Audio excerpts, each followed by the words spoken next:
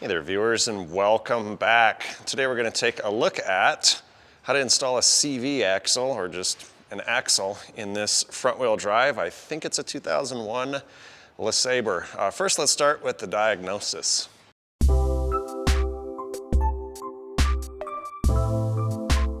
All right folks, so what you see here is a very classic case of Hershey squirts.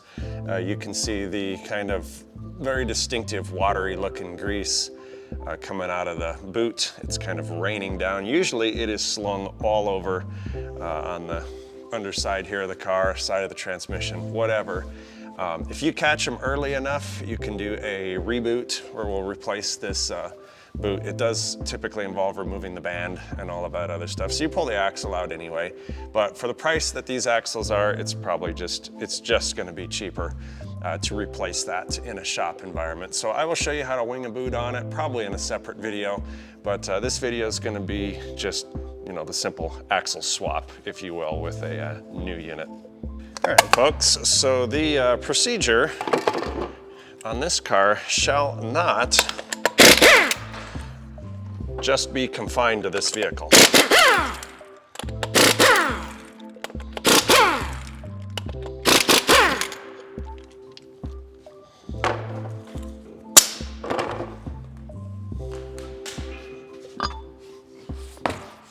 That lasted. Anyway, so what do I mean by that? Pretty much a universal process here, whether you're doing, you know, this Honda that's next to me, or you're doing a Chevrolet or a Buick or a Toyota or whatever. Most of these CV axle replacement, you know, procedures are pretty much the same. The only real difference I can think of is some of the, let's take for example, the lower ball joints. We gotta be able to pivot this whole assembly up so we can remove the axle. You know, for example, on some of the Toyotas, that lower ball joint actually unbolts from the control arm, so you don't have to pop the ball joint. It's actually easier than what we're gonna have to do here. Here, we're gonna need to take the lower ball joint loose so we can get things out of the way. So anyway, with that being said, we have access to the area. It looks like a fairly straightforward procedure, so let's make that happen. Step one that I always like to do is gonna be this infamous axle nut. So I'll give you the size on this one. A lot of them are different, whether you're doing an ATV or you're doing a car or a truck. This is usually the point of contention for folks when they're taking these apart, because it takes a socket most folks don't have in their socket set. So because we can't find, mysteriously, the adapter for my impact, we will just set the car down. By the way, this is 1 1/16. We'll set the car down, put the transmission in park so that that tire doesn't turn, and then we'll lift with our legs, and this little guy should just casually come out. Some of these are staked, and this one doesn't appear to be, but they may have a little notch or something to hold this nut back on. I didn't see it on this one, so didn't bother to address it, but you might have to get in there and kind of straighten it out so you don't chew up the threads or anything like that. Okay, so my next thing I want to do is, you can see we can push the axle in, so that's actually means we don't really have to beat on it, which is good. What we're gonna do next, like I said, is we're gonna take this bottom ball joint loose. So this one is an original, it is riveted. So we'll go ahead and take the Kessel nuts loose, it looks like on this edition. So the first process of getting this guy loose is there's a cotter pin typically installed in these, and you either need to break it off, drill it out, bend it, or kind of a combination of all the above. So I've got a little tail loose on him, and sometimes you can kind of work him out, maybe, sometimes. The point is it's moving, it's not rusted, so we don't have to try to like force it through or anything like that.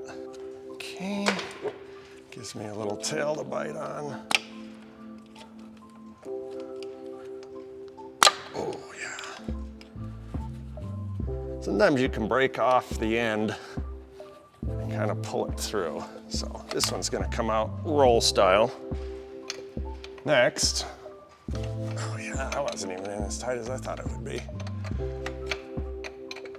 It's kind of nice working on something without a bunch of rust on it. This technique here is called working it, by the way, because sometimes you can spin her out with your finger after that. Okay, so what I've done is I have unthreaded this castle nut to where it's perfectly flush in the top. And here's where the comment section is going to blow up, but I do not have the correct tool for this guy. So I'm going to put a little bit of pressure, not a lot, and then I'm with a pry bar, and then I'm going to whack like such. Hopefully that does the trick.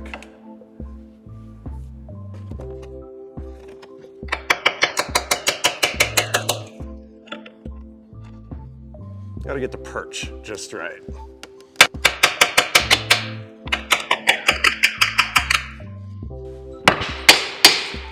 Oh, okay. Anyway, that's kind of the process. You don't want to pry so hard that you damage the CV axle, but a little bit of pressure and then some love with the hammer.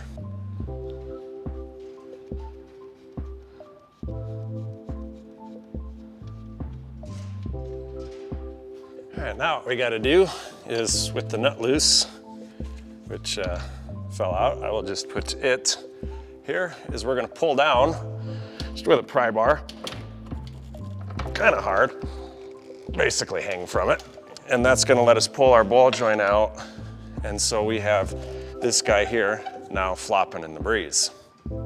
Take this axle nut off. Definitely don't want to reuse those, but we will. Hopefully be reusing the little castle nut that I haven't lost. But anyway, for the ball joint. So at this point, you can usually give her the old push and turn. And that axle will come out. So I did notice this axle did not have the ABS tone wheel on it. So I didn't disconnect my ABS sensor, but you gotta be super careful that you don't damage any of the ABS wiring on a lot of these vehicles. If the tone ring is on the axle, I would suggest removing the ABS sensor so you don't damage it on the way out. This one's obviously built into the hub. Makes our life a smidge easier. All right, our next job is to take that same pry bar, and you can see they leave me a very nice spot here on the transmission to pry. And you're probably gonna lose some oil, so make sure your camera isn't directly underneath it, and it's not. Then we should be able to carefully slide that guy straight out. Just wanna be a little bit mindful of that seal so we don't cause any leaks chafing it. Ooh, hello. When it comes out. All right, while the car is over down yonder peeing, we will take a look at our new axle. Oh boy, it comes with instructions. Oh, it comes with 2 instructions. Carefully match the replacement unit to the old one. That's exactly what we're gonna do. Remember, always cut towards your buddy, not your body. All right. Well, that piece is a little bit different, but what we're concerned about really is, and you can squish these guys in a bit, is the overall length. Are we comparable? You know, splines and such. So I do notice that looks a little bit different. Not totally sure on that. 2 3/16. 2 3/16. Eighth.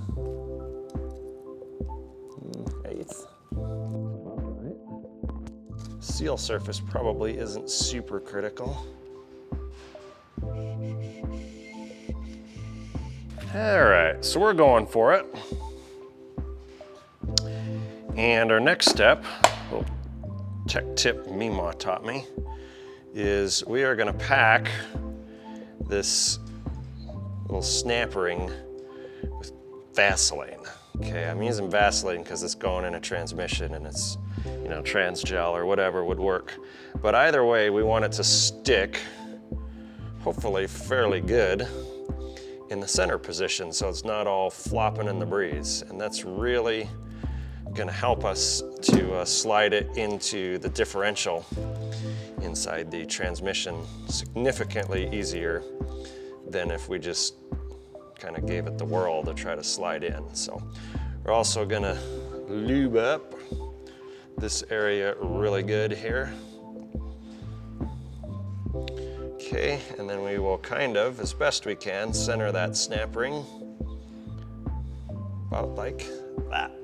All right, you'll notice I kind of tied this sort of up out of the way. I also took our brake line loose because it looked like it was getting a little constrained in the spatial region. But we're gonna super carefully, oh, I just stuck my hand in a water grease. Without ripping this boot, we're gonna guide it into the trans very carefully. Making sure we spline. All right. All right. Perfect. So now that that's splined, I'm gonna give it a couple of gentle taps. I did put the old axle nut on the end so we don't damage anything. I mean, we ain't gonna go crazy here or anything, folks.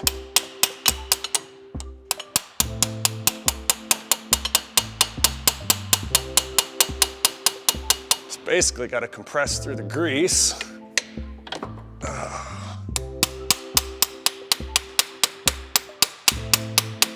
There we go. Maybe turn it a bit. It'd be a lot more helpful if this was kind of out of the way. I don't think we're gonna get that lucky though. Usually we don't. Okay, just felt her slide into the old trans a bit. It did. So we'll turn it a little bit more. Give her the old jiggle jangle.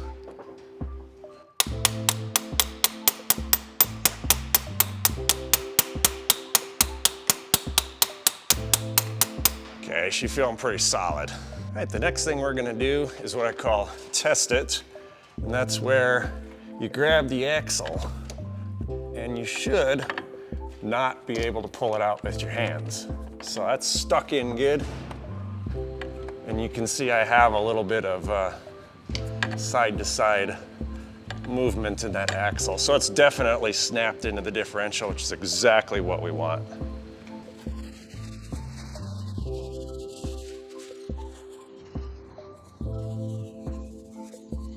Next up, give her a little toot fluid film. Kind of keeps everybody happy.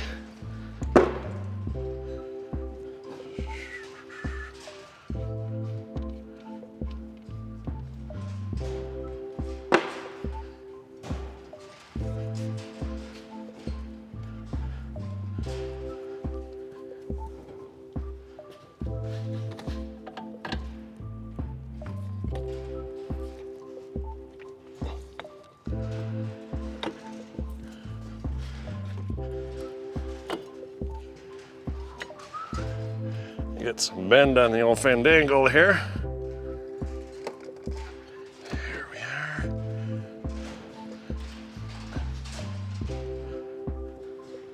Get rid of old Mr. Bungee.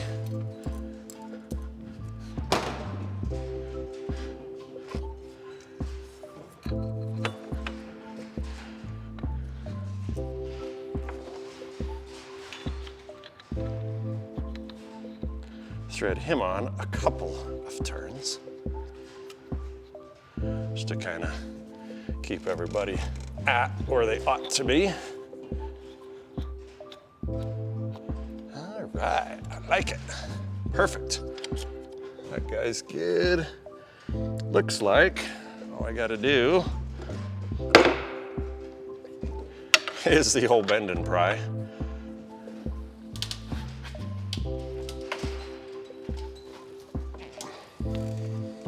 Gotta reposition a little bit here.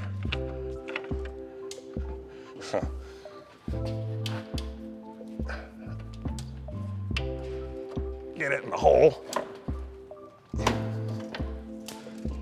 Might need a bigger pry bar. Don't know if I mentioned it earlier, they actually make a special tool for this called the hockey stick. I don't have one. All right, it's looking good. We'll just kind of best we can. Get everything in the hole. There we are. There's the ball joint in, ready for the castle nut. I might put this on so we don't forget.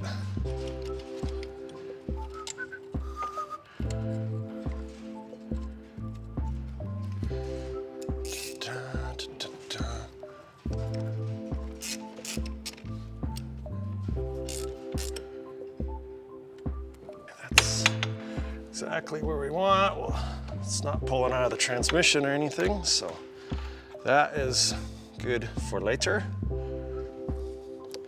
We'll put our little castle nut on. Hopefully, oh yeah, we got enough room.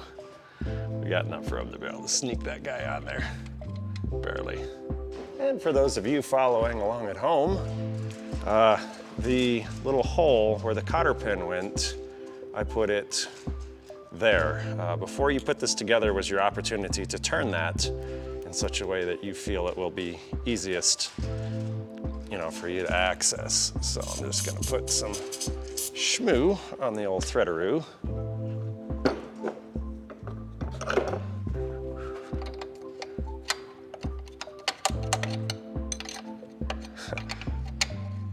It's a little bit painstaking to watch here, people.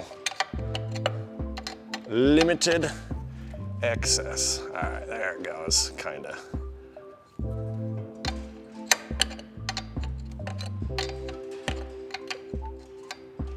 Line up the hole. It should be decently tight, don't go overboard. Again, it's all pretty soft metal.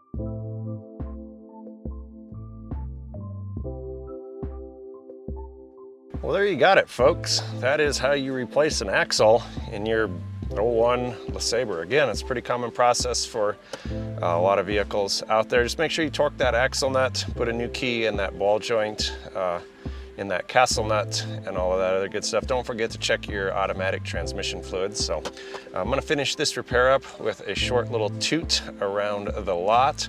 Make sure all is well, do a couple of full lock turns, forward and reverse, everything like that. Make sure all is good, so nothing to really see here. Hey, with that being said, do what you do down below in that comment box. Smash that subscribe button if that's your thing, 2020 style. And as always, thanks for watching. We'll see you next time.